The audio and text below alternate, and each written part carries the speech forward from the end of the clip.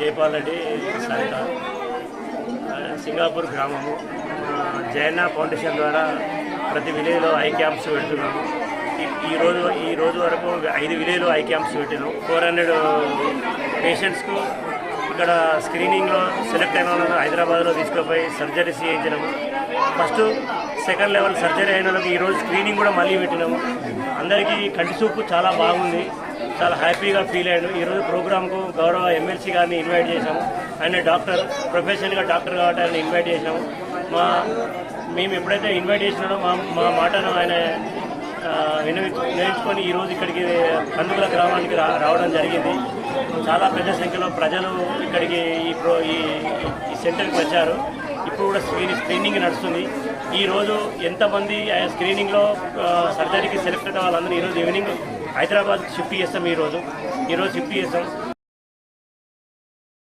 అదేవిధంగా వయసులో ఉన్న వృద్ధులకి వృత్తిపరంగా నేను కూడా డాక్టర్ని కాబట్టి జైపాల్ అన్న 2-3 సందర్భాల్లో నన్ను అడిగాడు, అన్న సరే మీరు రాజకీయంగా అయితే ఇక్కడ రాకండి కానీ వృత్తిపరంగా మీరు డాక్టర్ కాబట్టి ఇసంటి ఒక కార్యక్రమానికి మీరు రావాలి, ఈ కార్యక్రమానికి తప్పకుండా పాల్గొనాలంటే సింగపూర్కి రాలేకపోయినాను, దేశరాజ్పల్లికి రాలేకపోయినాను, సరే 100% కందుకూరులోకి వస్తానని చెప్పి మాట ఇచ్చిన కాబట్టి అన్నకి మాట ఇచ్చిన మేరకు ఈరోజు కందుకూరులోకి రావడం జరిగింది. 100% ఏదైతే సంబంధించి ఈరోజు తీసుకున్న కార్యక్రమం అనేది చాలా చక్కటి కార్యక్రమం. ఎందుకంటే వయసులో ఉన్న వృద్ధులు ఎవరన్నా కూడా ఈరోజు పిల్లలు కానీ ఎవరన్నా వయసులో ఉన్న వాళ్ళు వాళ్ళ తల్లిదండ్రులని పట్టించుకోక వృద్ధులుగా అయినప్పుడు కంటి చూపు బాగలేకపోతే నడుచుకుంటూ పోయి అడ్డం పడితే తొంటిరుగుతుంది.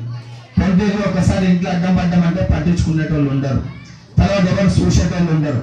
అసంటి ఒక అవస్థ, అసంటి ఒక బాధ, అసంటి ఒక పరిస్థితి ఏ కుటుంబానికి రావద్దని చెప్పి ప్రతి కుటుంబానికి కూడా తనే ఒక కొడుకై, తనే ఒక కుటుంబ సభ్యుడై ఏదైతే హుజరాబాద్ మండలంలో ఈ యొక్క కంటి చూపు కోసము ఇన్ని ఆపరేషన్స్ పెట్టి ఈ యొక్క ఫ్రీ క్యాంప్ పెట్టి ఇంత చక్కటి కార్యక్రమాన్ని నిర్వహిస్తున్న ఇద్దరు దంపతులు సరిత జైపాల్ రెడ్డి గారికి ప్రత్యేకంగా మనస్ఫూర్తిగా ఒక డాక్టర్ గా అదేవిధంగా ఒక ఎమ్మెల్సీగా మనస్ఫూర్తిగా కృతజ్ఞతలు తెలియజేస్తూ వారిని ఆదర్శంగా తీసుకొని ఇతర మండలాల్లో కూడా, ఎందుకంటే కంటి చూపు అనేది ప్రతి సమస్యకి ఒక ప్రారంభం.